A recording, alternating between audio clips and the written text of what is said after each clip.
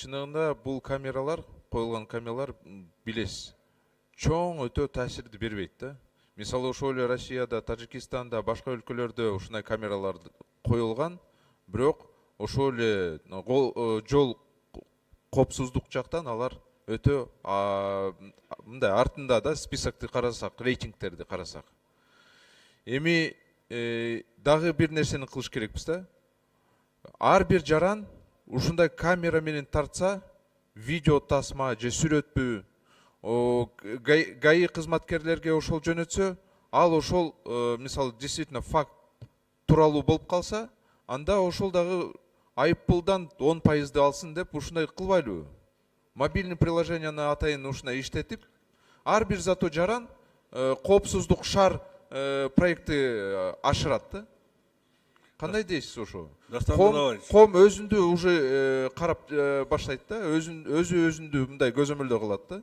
Туура, Дастан Далабаевич, рахмат сунушуңузга. Буну сиз мурун дагы айткансыз, эсимде. Эми азыр могуну киргизели.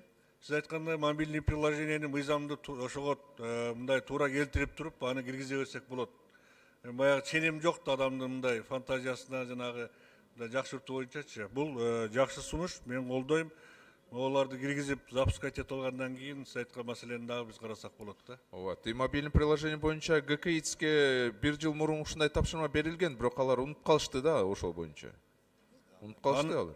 Азыр могул проектти биринчи этабын киргизип алалы, анан кийин карайлы. Жок, параллельно тапшырма бербейсизби? Алар иштеп чыксын да, ал дагы убакыт кетирет да бир топ. Макул. Анан кийинки коррупция эмнеден болуп атат?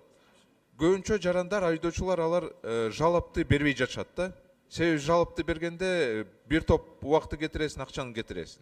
Лучше андан көрү лучше чөнтөгүнө бересиң, өсө ошол менен кете бересиң да. Мындай кылбайлыбы?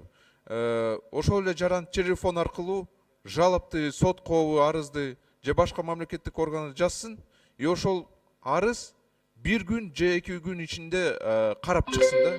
Кандай дейсиз ошо? Анда коррупция жок болуп калат да ошо. Эми туура айтасыз, бунун эми жолдору көп. Бирден бир жолу бул негизинен көпчүлүк эле мамлекеттик органдарда бул маселе уже чечилген да. Мен ойлойм, мен өзүм мына точно билемин. Мамлекеттик органдардын азыр интернет баарыбызда бар. Сайттарында атайын суроо берүү үчүн, ушундай информацияларды берүү үчүн атайын блоктору киргизилген.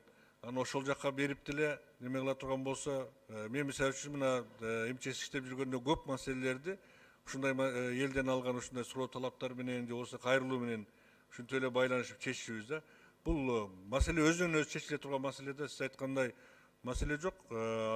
Азыркы мына ГАИ кызматында дагы биз карап көрөлү, эгер жок болсо ушул сиз айткан маселени киргизүүнү аракетинен иштейли. Дагы суроо, эмнеге жол коопсуздугунун бюджети жабык? Купуя маалымат болот. 10 секунд бергиле. Мамлекеттик сыр болот атат, эми коопсуздукка бул эч терс бербейт да.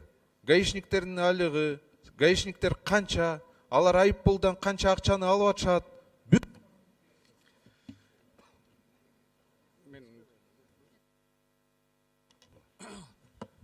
Бул жол коопсуздугу боюнча ал купуя сыры жок.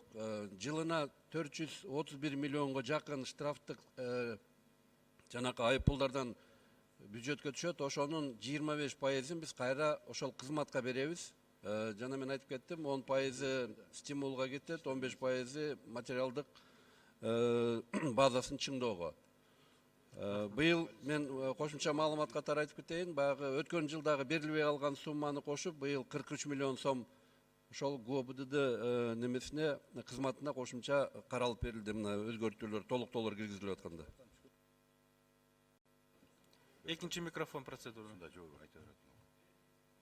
Мен бюджеттин комитетке барганда, ошол жерде атайын милиция кызматкерлер келип айтышканда, бул купуя маалымат жабык режимде карайлы, гаишниктер бир топ акчаны 47-48 миллион сом сураган да. Бүт барын чыгарып, жабык режимде караганбыз ошону. Ошондуктан сурап атам да, гаишниктер канча десем, бул купуя маалымат, секретный служба аркылуу запросту бергиле, ушундай эле беребиз деп. Бул тура эмес да. Ачыкла буну. Рахмат.